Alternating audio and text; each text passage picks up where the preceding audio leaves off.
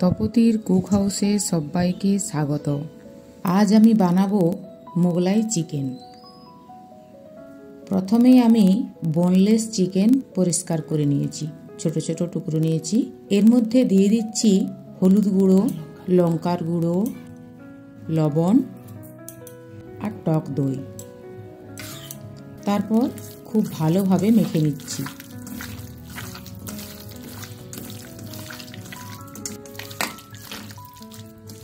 তারপর আধ ঘন্টা ওটা রেস্টে রেখে দিলাম।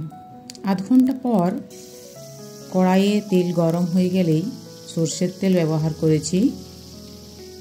চিকেনের টুকরোগুলো হালকা ব্রাউন কালার করে ভেজে নিচ্ছি।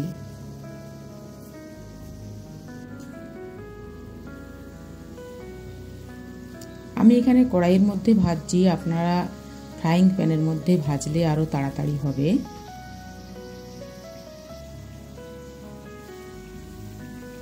প্রত্যেকটা চিকেনের টুকরো এভাবে ভেজে নিলাম।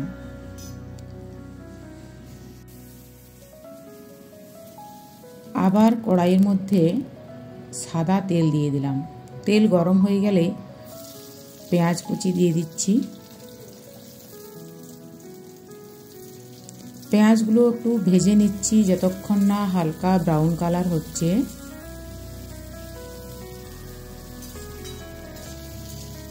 পেঁয়াজ প্রায় ভাজা হয়ে গেছে। এর মধ্যে দিয়ে দিলাম কাজু।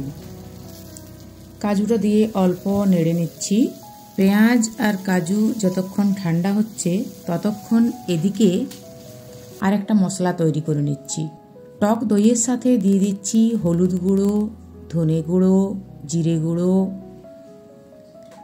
লঙ্কার গুঁড়ো আর গোলমরিচ গুঁড়ো।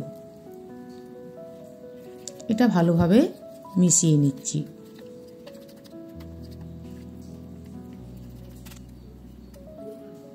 ভালোভাবে মেশানো হয়ে গেছে।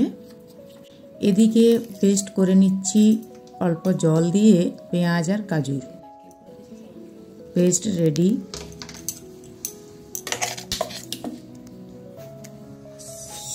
আবার কড়াই বসিয়ে দিয়েছি। কড়াই গরম হয়ে গেছে। এর মধ্যে দিয়ে দিচ্ছি পরিমাণ মতো সর্ষের তেল। আর তেল গরম হয়ে গেলেই আদা রসুনের পেস্ট দিয়ে দিলাম। এটাকে ভালোভাবে ভেজে নিচ্ছি।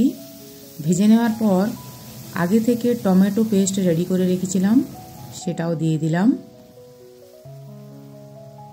আবার ভালোভাবে ভেজে নিচ্ছি। এর মধ্যে দিয়ে দিচ্ছি পরিমাণ মতো লবণ। মশলাটা থেকে যখন তেল ছাড়তে শুরু করবে তখন দিয়ে দিচ্ছি ভেজে রাখা চিকেনগুলো। ভালোভাবে মিশিয়ে নেওয়ার পর গ্যাসটাকে লো ফ্লেমে করে 2 মিনিট মতো ঢেকে রেখে দিচ্ছি। 2 মিনিট পর আবার ভালোভাবে নেড়ে নিচ্ছি। অল্প জল দিয়ে দিচ্ছি।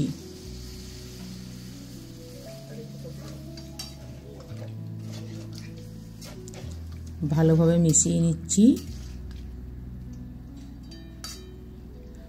আর ওই দইয়ের সাথে যে মশলার পেস্ট করেছিলাম সেটা দিয়ে দিলাম।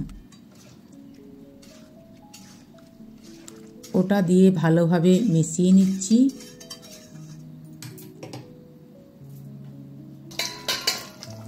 আবার অল্প লো ফ্লেমে রেখে 2 মিনিট মতো ওটা ফুটিয়ে নিচ্ছি।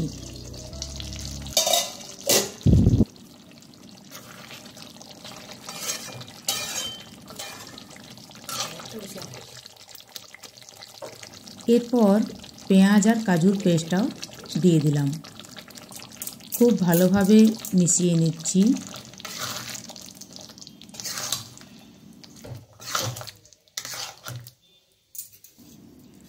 বাটিটা ধুয়ে জল দিয়ে দিলাম। গ্রেভিটা আপনারা আপনাদের পরিমাণ মতো করবেন। এর সঙ্গে কয়েকটা কাঁচা লঙ্কা দিয়ে দিলাম। আবার লো ফ্লেমে রেখে 2 মিনিট মতো রেখে দিলাম। 2 মিনিট পর ওর মধ্যে দিয়ে দিচ্ছি ঘি, গরম মশলা, কসুরি মেথি। তারপর ভালোভাবে নেড়ে নিচ্ছি।